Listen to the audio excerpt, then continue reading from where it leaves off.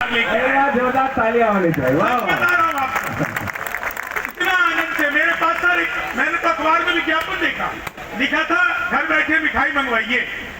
मैंने सोचा pizza burger तो खूब मंगाए, मिठाई कैसे मंगाएंगे। मैंने अखबार में दिए हुए नंबर पर कॉल किया, उधर से कंप्यूटराइज रिकॉर्डेड आवाज आने लगी। बोले जी नमस्कार, अग्रवाल स्वीट कॉर्नर में आपका हार्दिक स्वागत है।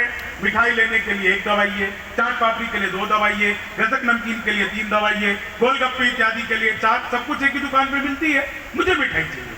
मैंने 1 दवाई, वो फिर शुरू हो गए, लड्डू लेने के लिए 1 दवाइए, बर्फी लेने के लिए 2 दवाइए, जलेबी लेने के लिए 3 दवाइए, रसगुल्ले लेने के लिए 4। मुझे लड्डू चाहिए था, मैंने 1 दवा दिया। बेसन के लड्डू लेने के लिए 1 दवाई, मोतीचूर के लड्डू के लिए 2 दवाइए, गोंद के लड्डू के लिए 3 दवाइए, तिल के लड्डू के लिए 4। मुझे बेसन का चाहिए था, फिर 1 दवा दिया। 1 किलो लेने के लिए 1 दवाइए, 2 किलो लेने के लिए 2 दवाइए, 3 किलो के लिए 3, 100 किलो के लिए 4 दवाइए। 1 दवाना था, गलती से 4 दब गया। मैंने वही किया जो आप सब करते, तुरंत ही फोन काट दिया।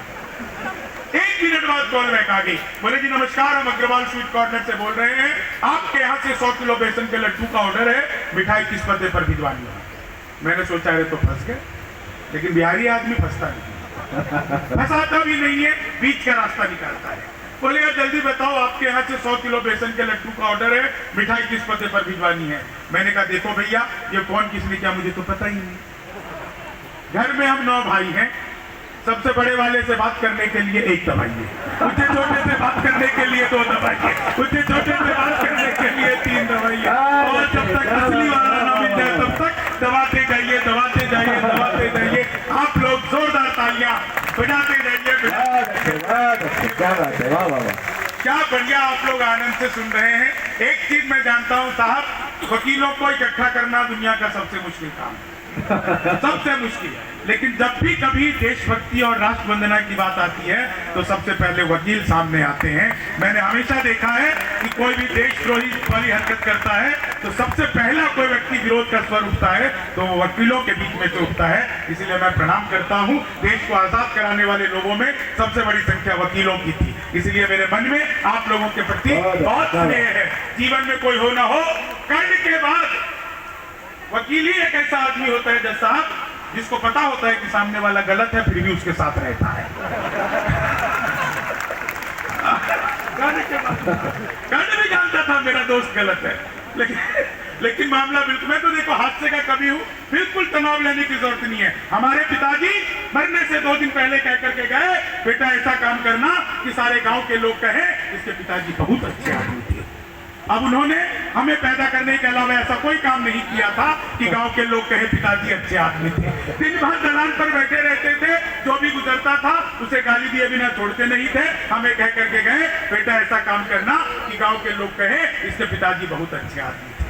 अब वो चले गए, अंतिम इच्छा हमें पूरी करनी थी। हम दिन भर उसी दलान पर बैठे रहते हैं, जो भी गुजरता है पहले उसको गाली देते हैं, फिर लाठी लेके दौड़ाते हैं। वो भागते भागते कहता है इससे अच्छे तो इसके पिताजी थे जो खाली गाली देकर छोड़ देते थे, ये तो लाठी लेकर दौड़ाता है। नाम ऐसे भी रोशन किया जा सकता है।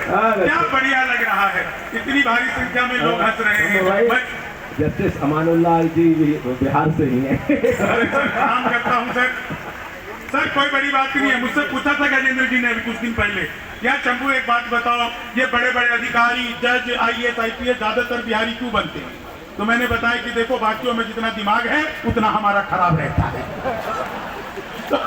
तो हमारा मामला बिल्कुल अद्भुत है सर। जीवन में आनंद होना चाहिए, और बिहार का आदमी तो सर वैसे ही थोड़ा एक्स्ट्राऑर्डिनरी होता है।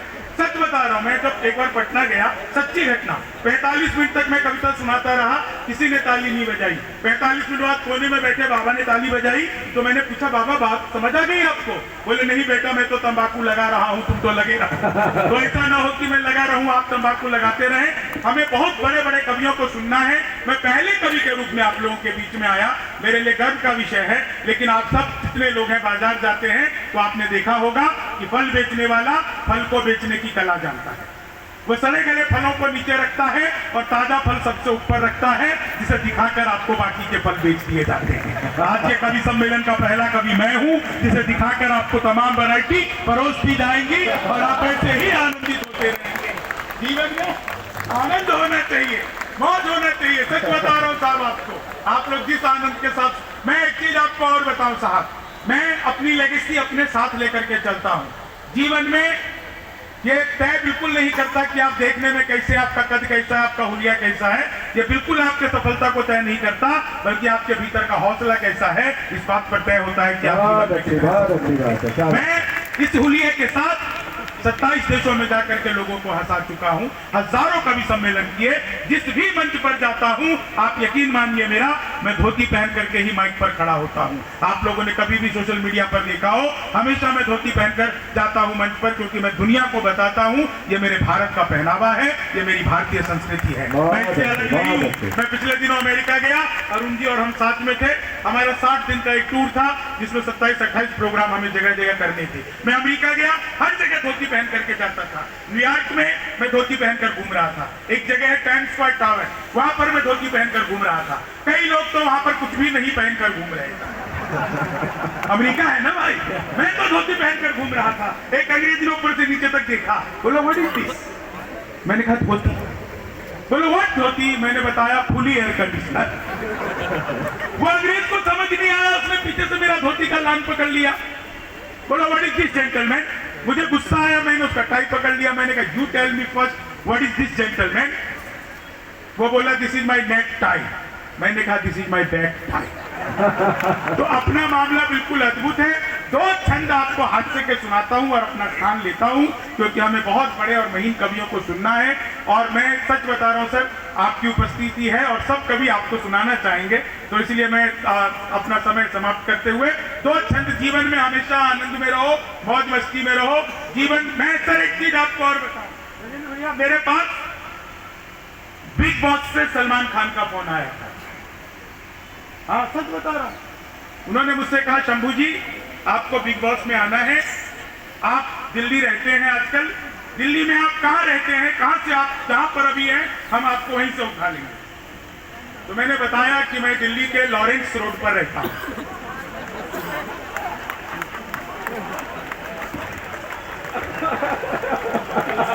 बहुत अच्छे, तालियां होनी चाहिए। बस उसके बाद वो फोन ऐसा कटा कि दोबारा आया कि नहीं। जीवन में आनंद मौज मस्ती होनी चाहिए, इसके अलावा जीवन में कुछ नहीं रखा। 4 अंतिम लाइनें आपको सुनाता हूं। मित्र मिले हम 4, एक बोला सुन यार, जोश के बिना तो ये जवानी सुनी सुनी है, दूजा बोला जोश से ही काम चलता नहीं है, हौसला जो ना हो तो रवानी सुनी सुनी है, तीजा बोला मैं तो बस एक बात मानता हूँ, प्यार के बिना सभी कहानी सुनी सुनी है। मैंने कहा प्यार जोश हौसला सही है, पर हंसी ना हो तो ये जिंदगानी सुनी सुनी, हंसी ना हो तो ये जिंदगानी। आभार, धन्यवाद, होली की बहुत बहुत शुभकामनाएं। बहुत